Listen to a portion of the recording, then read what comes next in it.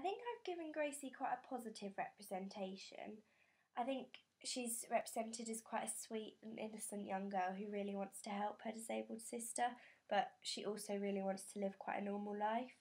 I've represented her positively because I think it plays on the audience's emotions even more, as nobody wants to see bad things happen to good people. One of the characters I think quite similar to Gracie in my opening sequence is an animated character in a short film called Cousin. The character in this animation is the narrator and doesn't appear to actually have a name.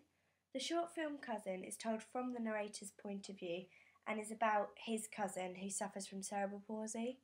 The most obvious differences between the narrator and Gracie include the fact that they are of different genders and also, obviously, one is animated and one is real.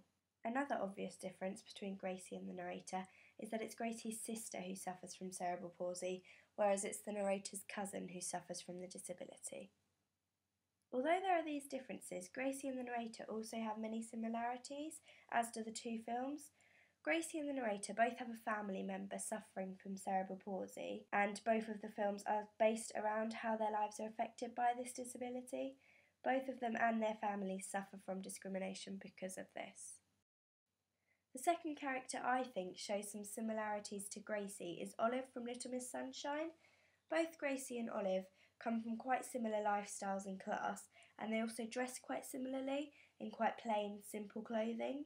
Although one of the most obvious and most striking differences between Gracie and Olive is that their lives at first seem quite different, but the more you think about it, the more you see that they are in fact quite alike.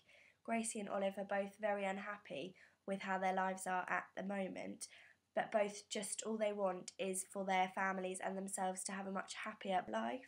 And they're both quite selfless, quite warm-hearted girls.